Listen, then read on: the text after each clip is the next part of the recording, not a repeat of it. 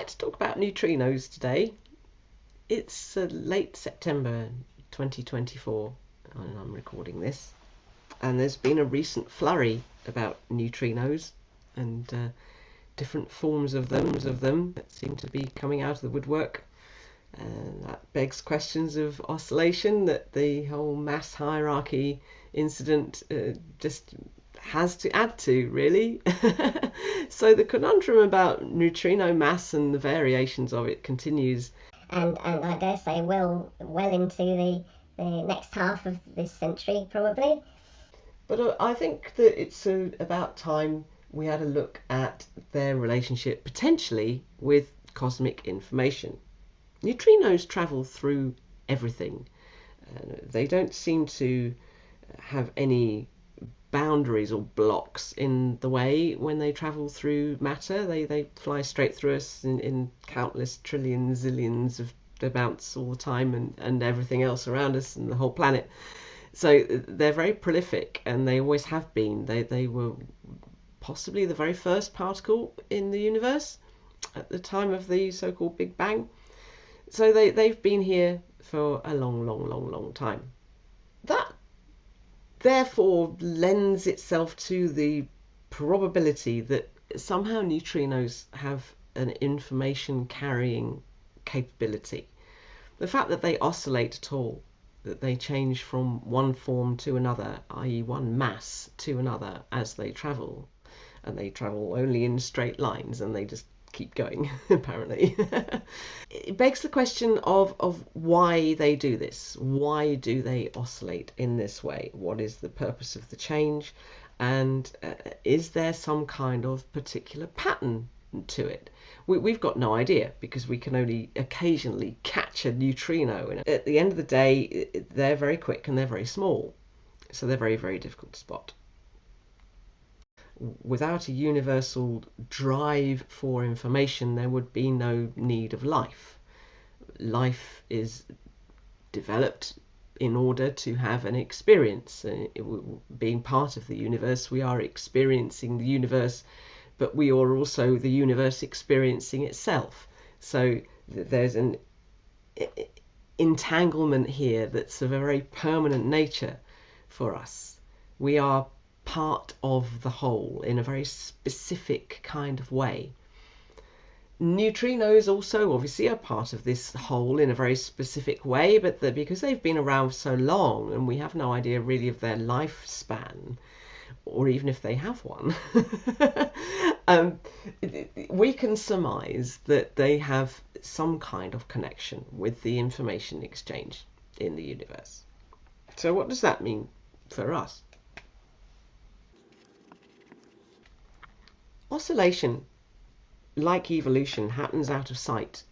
Nobody's really allowed to see it in action. So nobody's detected a neutrino changing from one flavour to another. They only know that it happens. So you can surmise anything you like from beam experiments, which there are plenty of examples of, but at the end of the day, knowing what a neutrino is doing at any particular moment in time is totally beyond the realm of science. Their oscillation, therefore, gives us a handle on the infinite change that's going on and the capacity for events to manifest and morph and form in ways that are ultimately perhaps could be said to be beyond our control, but are also within our control, because we are riding this wave. We go forward in time with all these particles. We are working in tandem with them. So the more we can learn from their behavior, the more we can do with our own. Hawking radiation tells us that information is a little bit like energy, in that it can't be destroyed. It can only be transformed from one form to another. The information that forms Hawking radiation is information of some kind or another, and you could say, oh, she's misconstruing this. It doesn't mean that kind of information. Well, what kind of information does it mean then? You know, who's to say? There are plenty of exponents of the possibility that mathematics is the universal theory, and that if we were to encounter another civilization, then mathematics would be a language we would both be able to communicate with. This stuff does prove the infallibility and indefatigability of information. So it's crucial for us to be able to understand that in order to be able to provide more information and take more information in as we go. We have to have a symbiotic relationship with the universe in order to fulfill a purpose. So whatever your purpose is, in order to fulfill it, you have to bring in information and give out information. It's a symbiotic situation. That's why that shape is infinity. Infinities are loathed by scientists who struggle perpetually to renormalize them and turn them into something that can be accounted for more easily. Trouble with infinity is that it doesn't go away. Neither do neutrinos. Maybe there is some kind of relationship to be found between infinity and neutrinos.